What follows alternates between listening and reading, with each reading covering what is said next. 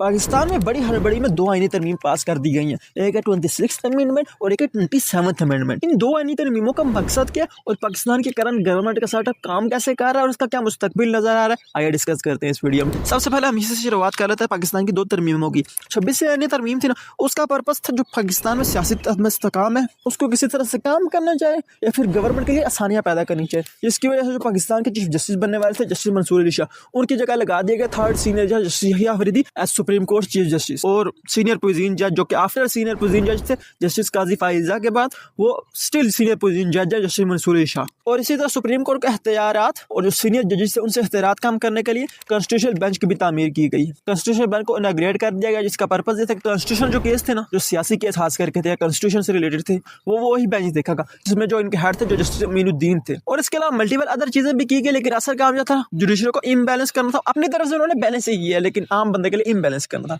और इसके अलावा जो सियासी अदम इस्तेहकाम है इमरान खान की पॉपुलरिटी है, तो किसी तरह इमरान खान का रास्ता भी रोक दिया जाए ताकि इमरान खान जो जेल से बाहर ना आ जाए।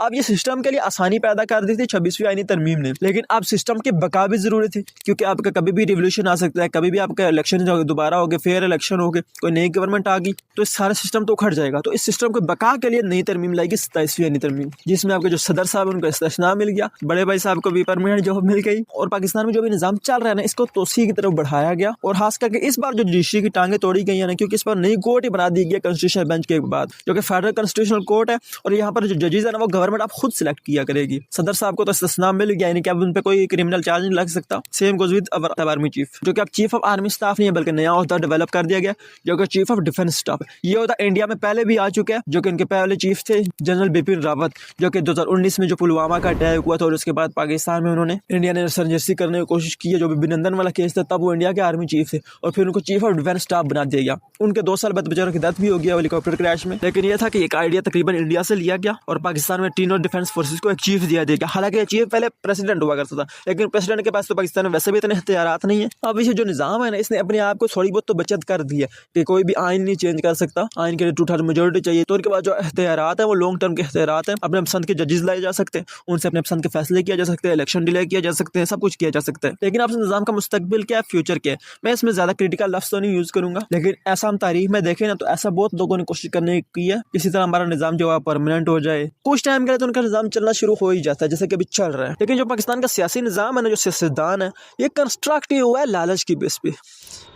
आर्मी का जीवन दाटी जा रहा है मेरे ऊपर से, आपको अगर नजर आ रहा हो इस दरख्त के ऊपर से, तो मैं कुछ नहीं कर रहा भाई। हाँ मैं कुछ नहीं कर रहा, ये वैसे प्यार से बातें कर रहे हैं, अभी तो वीडियो अपलोड भी नहीं हुई, तो अभी क्या करें मेरा तो मैंने आपको बताया पाकिस्तान में जो निजाम है इसमें लालच मौजूद है। सियासतदान जो आते हैं वो लालच की बेस पे आते हैं, इसी तरह जो आपका वर्किंग क्लास है वो भी लालच की बेस पे आती है। सबको अपने ओहदे में तरक्की चाहिए होती है, अपनी सैलरी में तरक्की चाहिए होती है और अपने जॉब की गारंटी चाहिए होती है।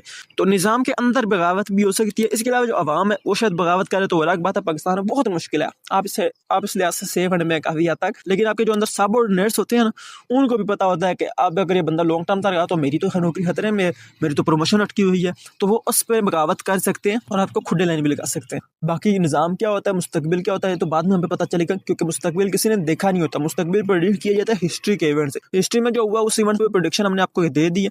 मजीद क्या होगा मुस्तकबिल में देखा जाएगा। Thank you for watching this video. आप मजीद जाने के लिए मेरे साथ जुड़े रह सकते हैं।